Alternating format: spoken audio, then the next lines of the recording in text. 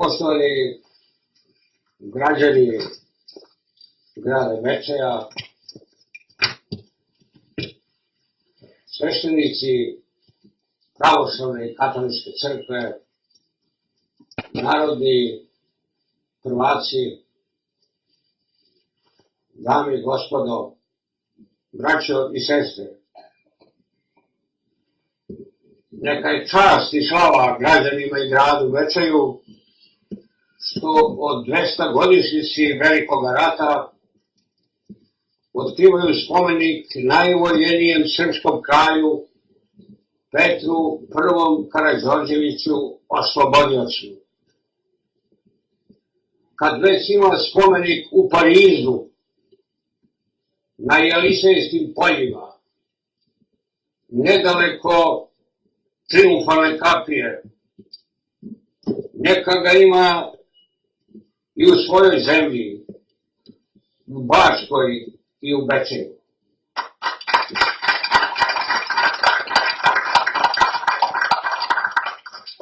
Sin knežev, unuk voždov, otac kraljev, bio je vladar najsrećnije zvezde.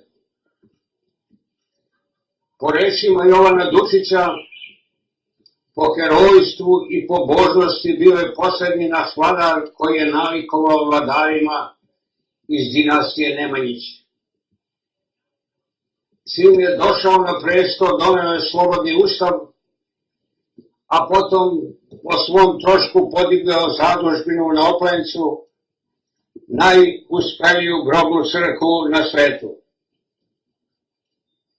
Njegova vladavina od 1903. do 1914. godine smatra se najdemokratskijim periodom u istoriji Srbije.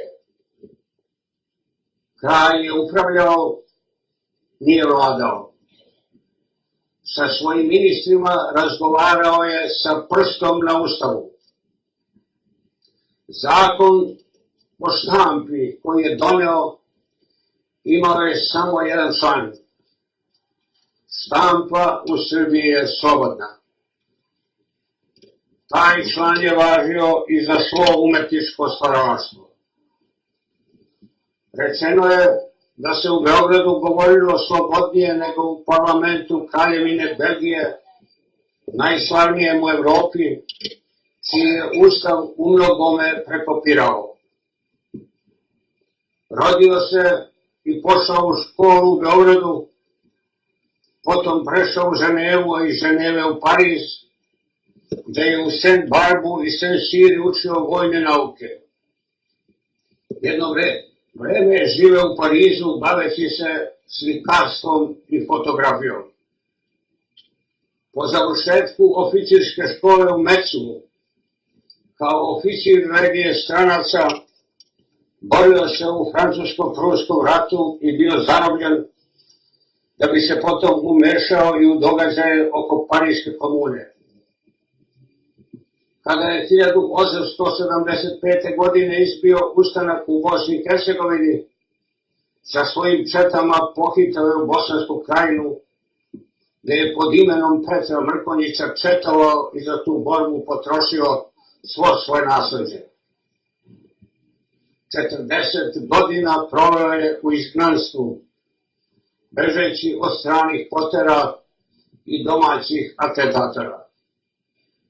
Bio je jedan od najobrazovanijih srpskih vladara, u čijoj biblioteci su se našla dela engleskih filozofa i francuskih sociologa.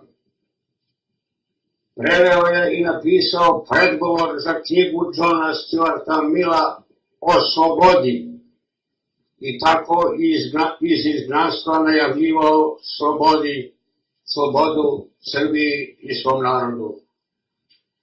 Kao što je iz istih razloga i njegov sin, budući kralj Aleksandar, još kao kadet u Petrogradu, preveo i objavio pod inicijalima pesmu o Sokolu Maksima Gorkog.